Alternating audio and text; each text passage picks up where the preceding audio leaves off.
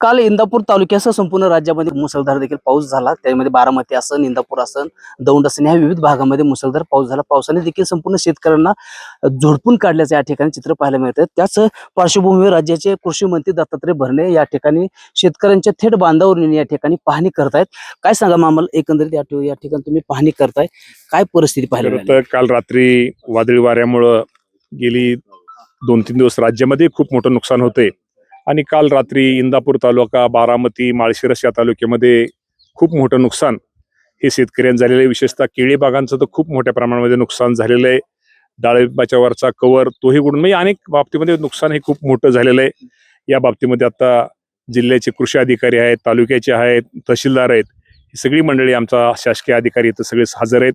या बाबतीमध्ये त्या सर्वांना आदेश दिले आहेत की जे नुकसान या कालच्या वादळी वाऱ्यामुळे झाले याचे पंचनामे लवकरात लवकर करून निश्चित प्रकारे तो अहवाल प्राप्त होतून शेतकऱ्याला कशी मदत करता येईल तो करण्याचा प्रयत्न शासनाच्या वतीनं केला जाईल.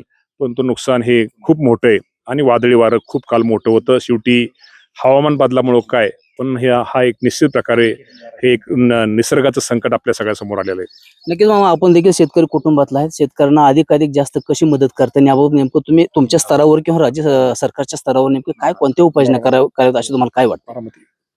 नाही, या बाबतीमध्ये निश्चित प्रकारे शेवटी अहवाल प्राप्त होताच या बाबतीमध्ये पंचनामे नुकसान करून या शेतकऱ्याला कशी जास्तीत जास्त मदत करता येईल तो करण्याचा प्रयत्न आमच्या सगळ्यांचा राहील. नक्कीच बारामती तालुक्यात देखील एक महिलेवरती भिंत कोसळून देखील त्या महिलेचा देखील त्या ठिकाणी मृत्यू झाला. तर जे शेतकरी मृत्यू झाले असतील त्यांना कशा प्रकारच्या ठिकाणी मदत 100% केली जाईल? शासकीय मदत त्यांना सगळ्यांनाच या बाबतीमध्ये ज्या वादळी वाऱ्यामुळे झाले या बाबतीमध्ये शासनाचे जे हे निकष आहेत या बाबतीमध्ये निकषामध्ये तर मदत केली जाईल, पण निकष डावलून त्या कुटुंबाला जास्तीत जास्त कशी मदत करता येईल तो करण्याचा प्रयत्न आम्ही करू.